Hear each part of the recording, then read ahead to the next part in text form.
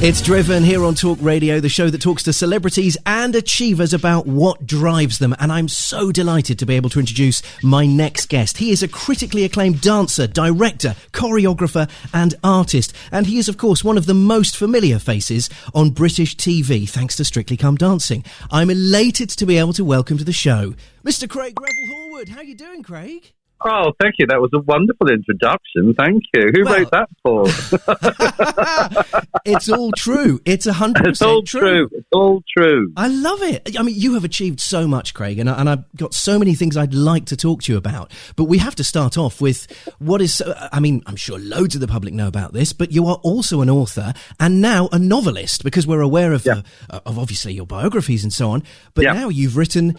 a wonderful novel, which I've started reading. I'm well into it. It's a page turner. It's funny. It's romantic. It's charming. But it also feels to me to be quite autobiographical. If I can put my teeth back in. Yes.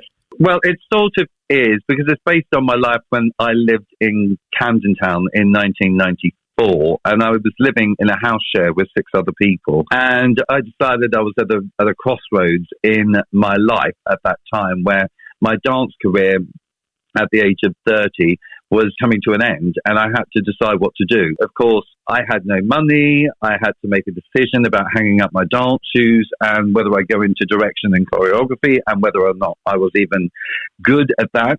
And I decided to go for it. So it's at that point where I was at a crossroads. And of course, I was living with all of these other people with literally no money. So it was quite difficult. You know, we had to be in a house share because of money problems, you know. And for me, that created a London family for me, because we're all people, you know, that come from all different walks of life together to try and make it in the city, you know, to try and become something. It's people that are between their 20s and 30s, all wanting something from life and searching for it. And I was living with artists, designers, that sort of, you know, those type of people. And they were all quite sort of mad, really, and arty-farty types, you know. So it was quite amazing. And the stories that came out of it, I could not put into my autobiographies, really, and which I've written 3. So I thought, how can I express all of these wonderful characters and stories? And I thought, fiction, darling, because then, you know, because then you can actually, you can change the names, you can say anything you like. I absolutely love it. It's called Dances and Dreams on Diamond Street, and it really resonates with me. I mean, it reminded me of when I left university. I did a theatre and arts degree, and just like you, kind of dived into this crazy big old world of London, and you start living with randoms who have kind of similar goals and similar dreams, and you start socialising in the arts and the Phoenix and all these cool little places. And that's true. Yeah, completely. And it's all about, you know, Camden Town at that time. And I thought it was a really good time to write it, only because that's when fax machines were first available. You know, I remember we were all super excited. And when we first got the internet, they dial up, you know, ding, ding, ding, ding, ding, you know, that thing that a lot of people don't know about anymore. But it was amazing, really, you know. But I totally loved that period of time. Of course, there were trials, there were tribulations, and there were fights and there were arguments. But then, you know, all of us together became one big family, which is brilliant and very sort of resonates with today, when people, of course, you know, are in similar situations, but in lockdown. So people are working from home. So now you're having to live with your other flatmates, you know, in house shares. You're stuck with them because everyone is in their bedrooms working from home. So that doesn't normally happen. So that puts, you know, an added pressure, I think, on relationships. And it is about that, you know, and it is a romantic comedy. And I didn't want it to be doom and gloom and all, oh, it's nasty living with other people. It's not about that at all. You know, it's quite an amusing look at life back then, and also my life. But there's a lead character in it who is the patriarch, really, of the house, and his name is Danny Hall. And I based myself on that particular character all the way through. So there's one sort of clear link, you know, that links everybody together. And here's a character that sort of helps people out, young dancers coming into the house, that are auditioning for the first time in the West End or for movies and stuff like that. there's another character in there that wasn't accepted in the countryside because he wanted to dress like Boy George, wanted to change his name to Jewel, and it's about him getting through that. And he's very, very young, someone at 18, impressionable, really trying to, find his way in the world. So it is about those type of people. And also a much older character, Lil, who ends up being the mother type figure within the story. So it's been fantastic fun to write. And the beauty is, you can go to town on it, can't you? Because absolutely. It's fiction. I love that. And they all say, oh, well, I never was there ever. A cat so clever as magical mist and leaves. The character that you sort of reference that is based loosely on yourself, in inverted commas, you call him Danny. And of course, he's a former Cats dancer. He won an award for the best dancer in the West End, etc. Lots of these similarities here. So how did you choose what isn't your character but could be based on your name? How did you decide, right, if I would, because it's a bit like thinking who would you play with yourself in the movie? Who would be the actor that would play you? Well, I made sure he was hot, fit, young, and amazing. Everything I'm not. Oh, come on. No, it's only because there's such a journey, I think, with that character because of the crossroads that he's at. And I think, other people looking up to him and him learning from the older people within the house as well. And also understanding other people's jobs. I put a nurse in there because they have to work shift work a lot. A male nurse, and of course, which was controversial then. Yeah, and people forget that. People from the theatre are coming home after working in the theatre at 11 o'clock at night, and that's when they start partying. But of course, that's when this poor character needs to sleep. So there are all of these, complications, and people that have, left surprises after being kicked out of the house. This all happened really, but I've just put them into different sort of guises really, and tried to make it light but amusing and heartwarming, and I think that is the point, isn't it? We don't want to be reading about doom and gloom at this point. I think just to be able to associate with the characters is really, really important. Oh, it's a very they certainly resonate with me, and they'll resonate with a lot of people, and particularly in this time of lockdown and, uncertainty. I think it's really important to give people something to read that they can follow and want to hear more about. Yes, absolutely. It's a very easy read. It's a very friendly read, and I've smiled throughout every page that I've read so far, and I'm quite deep into the book now, and I'm already thinking, I don't know how this is going to end, but I hope there's a sequel. Are you going to keep going? Because these characters are lovely. Yeah. You sort of want to keep learning about them. Well, even I want to know what happens to Danny. Does it involve a big TV show? I definitely, as soon as we sort of finished it, as soon as you put a full stop at the end of it and say, okay, that's where we're taking the characters in this particular 6-month period. There's a long ways to go. So it would be really great, to explore the characters a little bit more, because Danny, in the end, thinks he may have found love, but we don't know yet. So it's one of those. There's like really lovely twists and turns in it, and a big surprise at the end, which people won't see coming, which is great. But obviously, I don't want to tell anyone about that until they read it. Right. But really good fun, and what a pleasure, and basing it on what a dancer goes through in life is quite interesting, because I think people forget how physical dance is and how you are exhausted and your body aches. Every single day. So it's putting up with that, as well as the going for an audition and not getting the part, and trying to understand and comprehend why, and the struggle, of course, of having to pay the rent, of trying to get to the top, of the competition, and how competitive the West End was at the time, with major shows being out, of course, at that particular time when Cameron Mackintosh had huge shows like Les Mis, Miss Saigon, Martin Guerre. There's some just incredible musicals that were happening at the time. So a lot of work for people, but still the competition was fierce. So it's their battle and struggle of, everything that I literally went through in my life before, of course, the advent of Strictly came along. Yes, exactly. Well, we have to talk about Strictly, but you've mentioned Cameron Mackintosh and the sort of dominance of the West End that he had at the time. If you don't mind me saying, you were very involved as well. And also, you were a huge part of this, and you locked horns with him, didn't you, if I remember rightly? Yeah, we did. That was only, I'd worked for Cameron for 8 years as a theatre director, sort of an assistant, to him, where when the original creative team would fly back to America or wherever they're from, I would then take over the show and then maintain it, for many, many years. And I was on Maltanguera that way, Miss Saigon that way after being in it. I'd put on a show called Crazy for You as well. And that's how I developed myself as a director.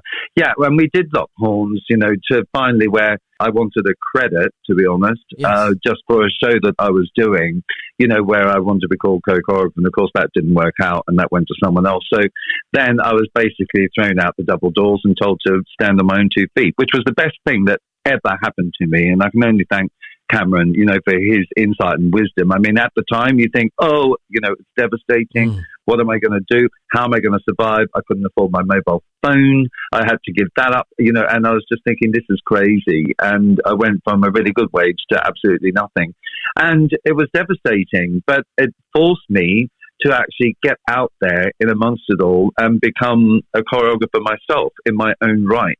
And that's what I did. I started at the Watermill Theatre doing shows there, of course at Chichester Festival Theatre. That's when I first had my first break really with a show called Pal Joey, and that received really great reviews. And from that moment on, the producers, independent producers were asking me to choreograph and direct their shows. So that's how that occurred. And that's the way to do it, I think. I don't think you just fly in at the top level. I think you've got to learn as you go through in life. And I think it's really important to fail in order to understand failure to become successful.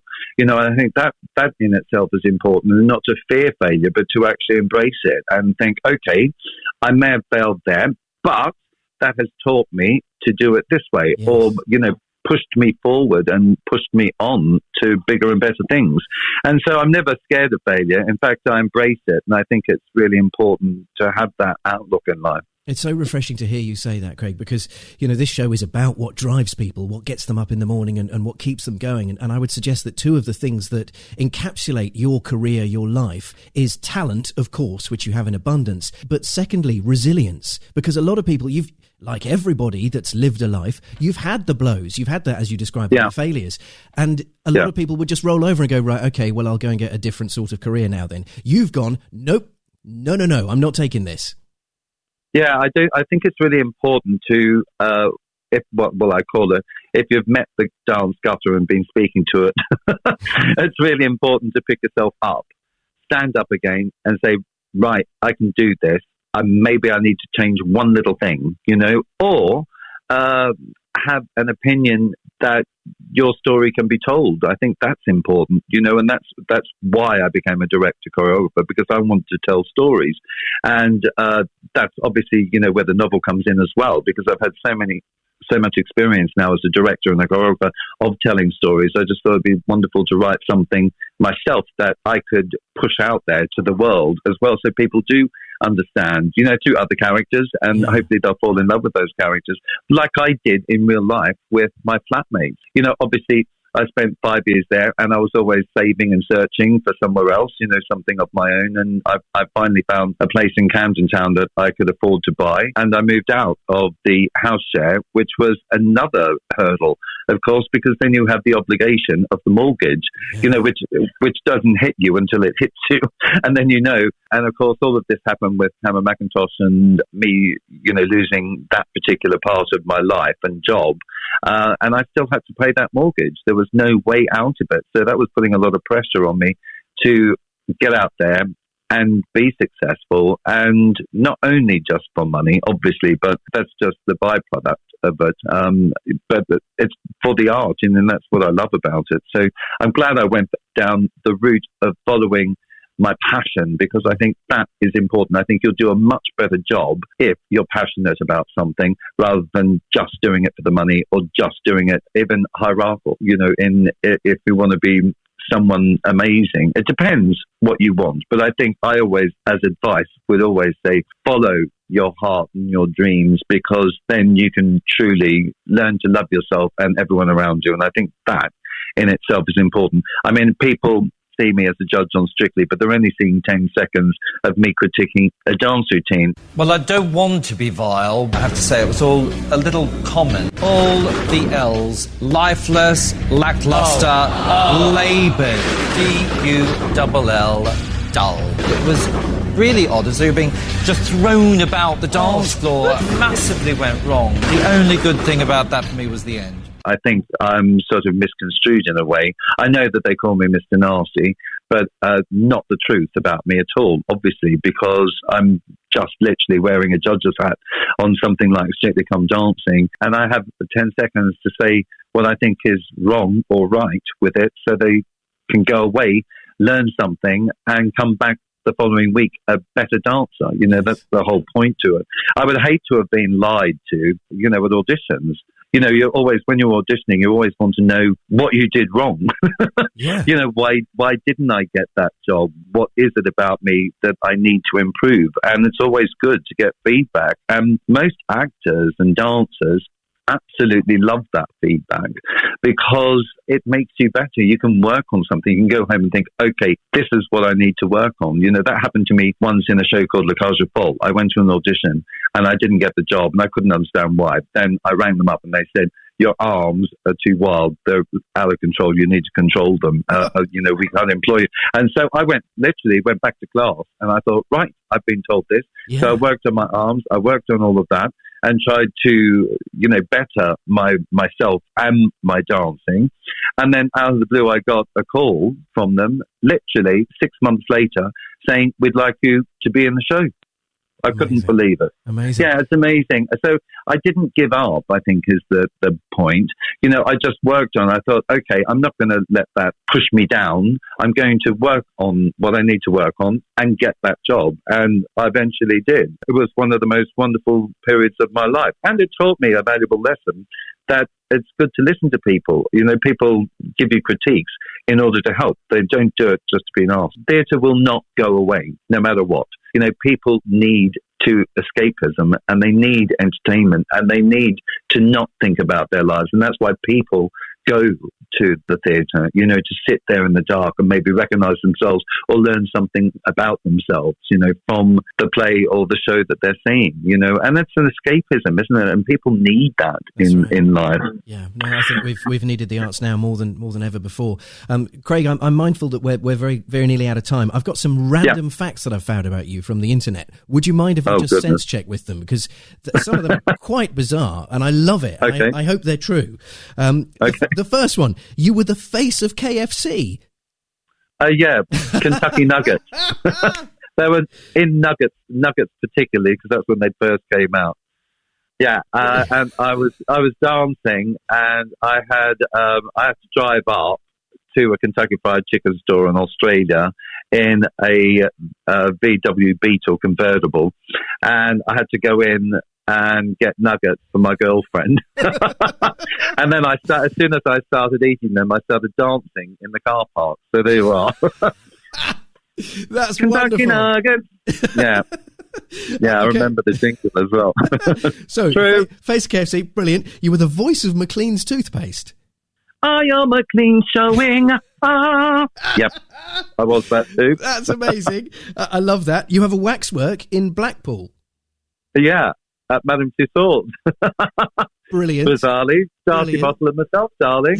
Darcy from When She's a Ballerina and me from Strictly. Yeah, and I'm interactive. You can actually, as soon as you touch my hand and start dancing with me, I start giving you criticism.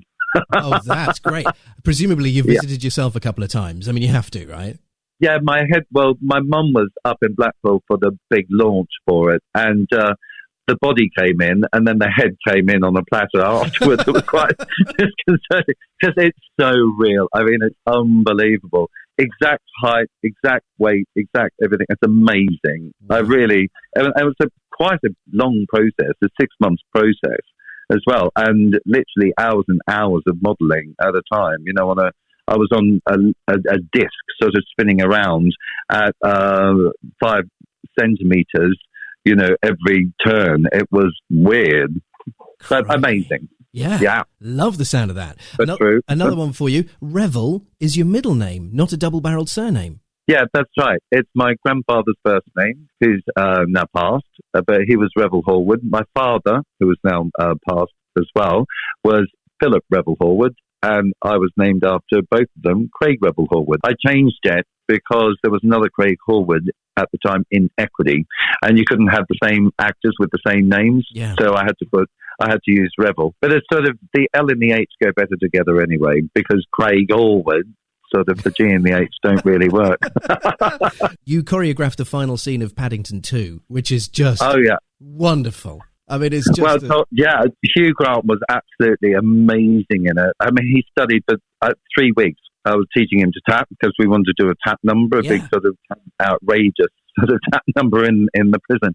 And I got all the old boys back, from times, when I was working in the West End. I was thinking, now who would be my age that would be sort of out of shape and look like a thug, or look like a murderer, that could do a bit of pink tap dancing and put that together. It was fantastic fun. I absolutely loved it. And Hugh was absolutely brilliant in it. After 3 weeks, he did his own tapping. He did all the beats, the rhythms. They didn't have to be dubbed, nothing. It was amazing. Really good. Listen to the rain on the roof go. Pit, pitty, pat. Pit, pitty, pat. Pitty. Sit, kitty, cat. We won't get home for hours. Relax and listen to the rain on the roof go. Blunk, blank, a blink. Blunk, blank, a blink. Let's have a drink and shelter from... My thanks to Craig Revel Horwood, and isn't it great that finally we have Craig back on our screens with Strictly's return this weekend. His book, Dances and Dreams on Diamond Street, is out to buy right now